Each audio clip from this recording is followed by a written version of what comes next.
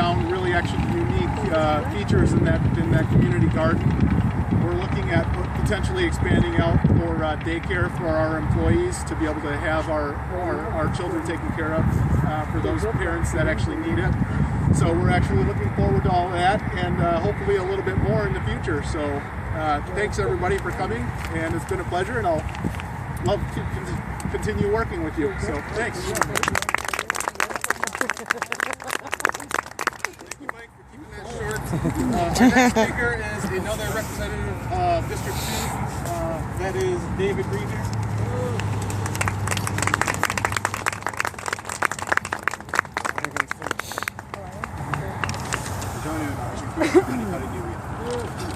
Greet everyone and say thank you for being here and honoring the promise that we made to the Madison community, that we made to Wilma. So I woke up this morning and that's all I could think of ever since I watched the sun as it came up this morning. That's what I was thinking. I was thinking of her. I told her that, I know Andrea told me not to call her out or anything, but I'm going to call her out and just tell her thank you very much for being our team leader, so for helping to push this. It wouldn't have been possible without her. The Madison community, the community housing board, thank you.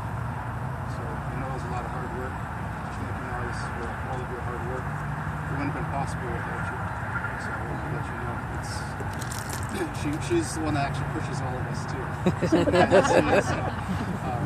helps to get things done. So I just want to say thank you. There's a lot of faces up here. And, before I forget, we would like to invite you all back once the building is complete and we actually do the ribbon cutting. And just before that, I wanted to part. Usually I talk a long time, but today I don't really have that many words. I just wanted to share something for Wilma. So, and I asked, I guess my rock teacher was here, John, to help me out. So we're just going to sing Woki Kate now. So if you guys don't mind, just bear with us a little bit. Woke up when I didn't know your hey, I didn't know. Woke up when I didn't know your hey, I didn't know. Woke up when I didn't know your hey, I didn't know. Woke up when I didn't know your hey.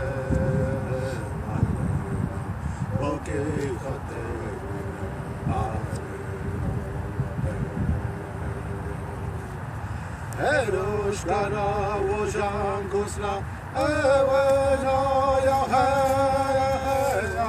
Let's go dance. Come on, girls, let's go dance.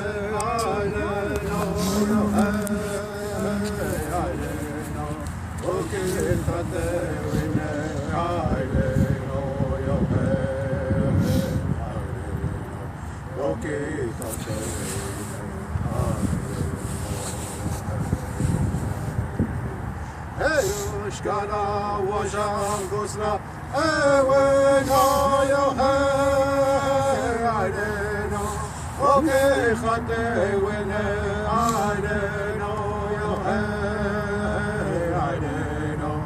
Okay, khate wene I didn't know yo hey I didn't know.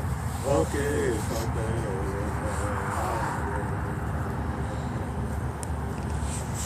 Thank you.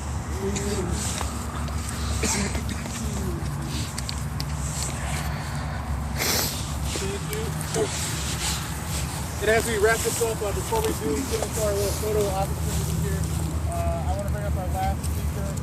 That is President John Greendeer.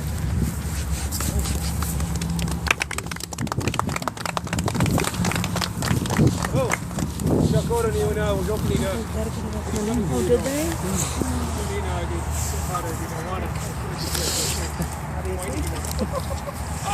Good afternoon, everyone. I hope your socks are as wet as mine are.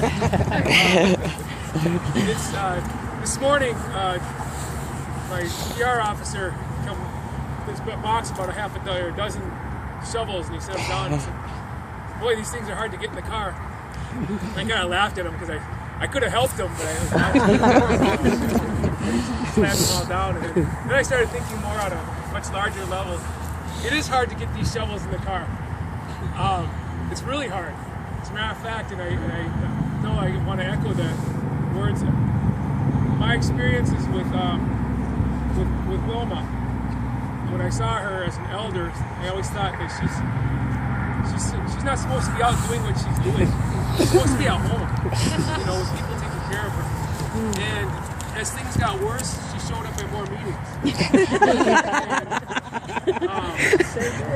And so I found that very inspirational. And we didn't always agree, and she didn't always agree with everybody, but I think we all agreed in principle. And so what it takes from the start of what your heart tells you, to your mind, to sitting down with the people, having 100 miserable meetings, just frustration at what I said or Mike or someone else is doing, not having enough money, the administrative, everything that goes in. What people see is they see us out digging earth. They don't see what it takes to get there. And it's a lot of work, politically, administratively, financially, just everything that you can name is really tough to get to this level of here. Today, we have an opportunity to celebrate the culmination of all of that work today. And I want to pay special recognition, not just simply to the legislators who were instrumental in translating the desires of the community, but to the community themselves.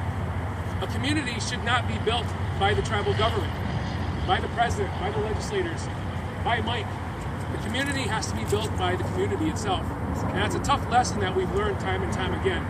So when the community decides what they want to do, they come to the table and they sit, roll their sleeves up, they help with the planning, they recognize their limitations on what they can provide, and we do the best we can to help facilitate. That's what the nation's government is for.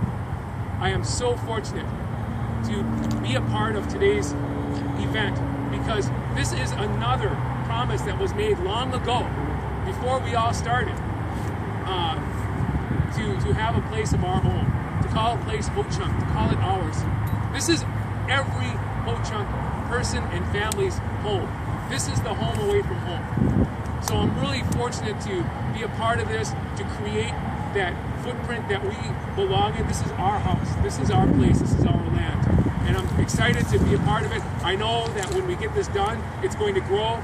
I've already had the natural splash put in, so you're welcome. If you don't like it, we'll get better.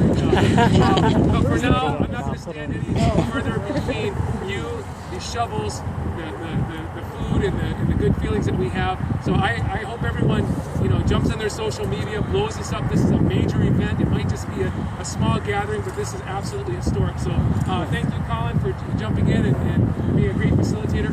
Everyone here for all the work they've done. And I know there's a lot of people that aren't available here today or may not even be walking this earth right now that were major contributors to the reason why we're all here today. So again, I want to say Hiraji,